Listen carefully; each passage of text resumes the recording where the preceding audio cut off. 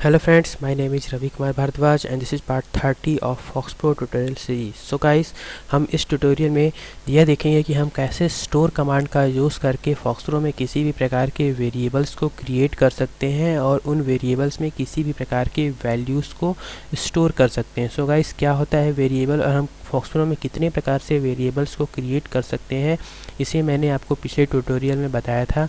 हम इस ट्यूटोरियल में केवल स्टोर कमांड के बारे में डिस्कस करेंगे.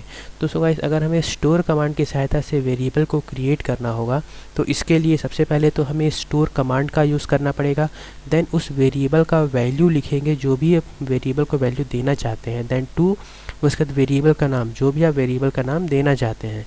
तो आप जो भी वैल्यू यहाँ पे लिखेंगे वो वैल्यू इस वेरिएबल के अंदर स्टोर हो जाएगा. सो गाइस, हमें इस FoxPro में जब वेरिएबल को क्रिएट करते हैं तो हमें उसका डेटा टाइप डिफाइन या डिक्लेयर करने की ज़रूरत नहीं होती है. वो ऑटोमेटिक अपने वेरिएबल्स की वैल्यू को डिफाइन कर लेता है कि वो वेरिएबल की वैल्यू किस प्रकार की है, उसका क्या डेटा टाइप होगा.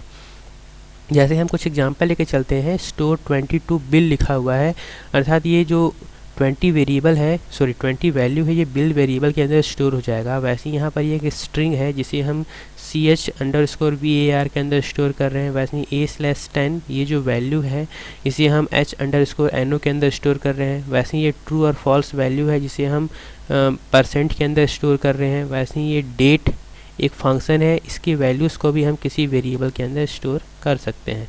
सो गाइस, हम इसे देखते हैं प्रैक्टिकली कैसे FoxPro में हम वेरिएबल्स को क्रिएट कर उसके अंदर वैल्यूज़ को स्टोर कर उसके वैल्यूज़ को प्रिंट कर सकते हैं.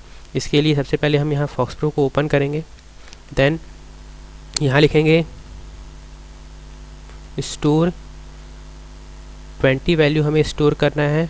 टू मुझे C के अंदर स्टोर करना है, 22 C ये लिखकर इंटर करेंगे तो C वेरिएबल के अंदर 20 स्टोर हो जाएगा. अगर आपको वैल्यूज़ को प्रिंट भी कराना है तो इसके लिए हमें क्वेश्चन मार्क देन C लिखना होगा. क्या होता है क्वेश्चन मार्क, क्यों यूज़ किया जाता है, तो इसे हम आने वाले नेक्स्ट ट्यूटोरियल में हम आपको बताएंगे. अभी C के वैल्यू को प्रिंट करने के लिए क्वेश्चन मार्क C लिखकर जैसे ही इंटर करेंगे तब देखेंगे उसके वैल्यूज़ को वो प्रिंट कर देगा. इसी प्रकार अगर हमें इस टाइप की किसी कैरेक्टर वैल्यूज़ को स्टोर करना है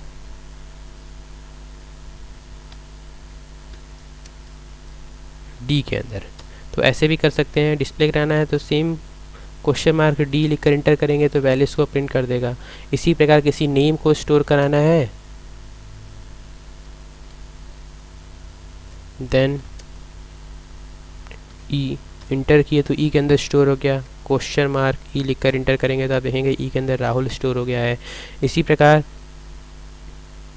स्टोर, अगर आपको लॉजिकल वैल्यू स्टोर कराना है टू F के अंदर, देन इंटर क्वेश्चन मार्क आप F लिखेंगे तो आपको लॉजिकल वैल्यू जो भी रहेगी वो प्रिंट हो जाएगी.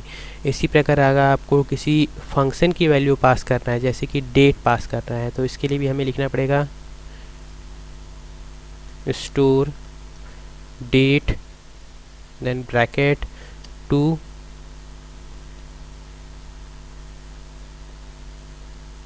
Date underscore CUR.